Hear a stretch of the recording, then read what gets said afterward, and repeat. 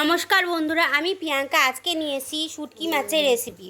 তো আমি শুটকি মাছ কাটতে বসে পড়েছি। শুটকি মাছগুলো কেটে আমি ছোটো ছোটো করে কেটে নিচ্ছি, আর কেটে কেটে আমি গরম জলে সঙ্গে সঙ্গে ভিজিয়ে দিচ্ছি। শুটকি মাছগুলো গরম জলে ভিজালে শুটকি মাছগুলো সুন্দর নরম হয়ে যাবে।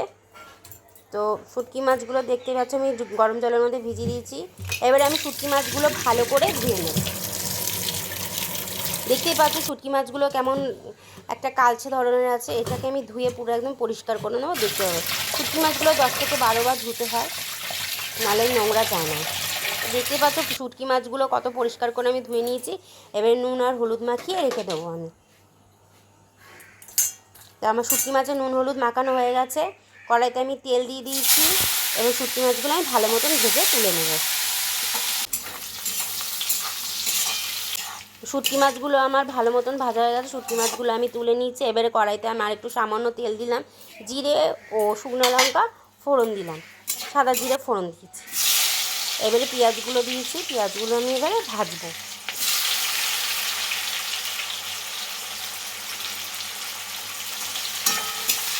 পেঁয়াজগুলো আমি সামান্য ভেজে নিয়েছি। এবারে পেঁয়াজগুলোর মধ্যে আমি আলু দিয়ে দেবো। আলু আর পেঁয়াজটা একসঙ্গে আমরা ভেজে নেবো ভালো করে। আপনারা চাইলে অন্য সবজিও দিতে পারেন, বেগুন, বটবডি, পটল এই আলুর সাথে দিতে পারেন। আমি শীতকালে সবজি দিয়ে খাই, গরমকালে অতটা সবজি দিই না, আলু দিয়েই নর্মাল খাই। তো নুন আর হলুদ আমি দিয়ে দিচ্ছি আলুতে।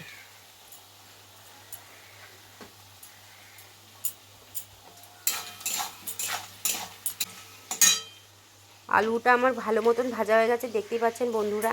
এবারে আমি টমেটো কুচি আর কাঁচা লঙ্কা চেরাগুলো দিয়ে দিলাম।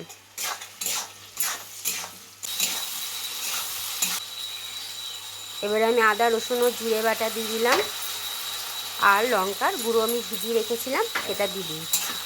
এবারে আমরা মশলাটা ভালো করে কষিয়ে নেব। দেখতেই পাচ্ছেন বন্ধুরা ভালো করে মশলাটা কষে এসেছে। এবারে আমি শুটকি মাছ দিয়ে দিয়েছি। এবারে শুটকি মাছ দিয়ে আমি মশলাটা ভালো করে কষিয়ে নেব।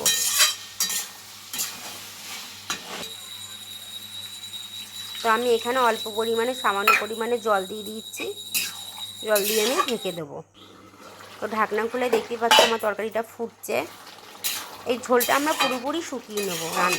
ঝোলটা দেখতেই পাচ্ছেন, ঝোলটা আমার অনেকটা শুকিয়ে গেছে। আমার রান্না একদম শেষের পথে। তো বন্ধুরা কেমন হয়েছে রান্নাটা জানাবে। আর তোমরা শুটকি মাছ খাওনি কি আমাকে কমেন্ট করে জানিও। Tata, bye bye.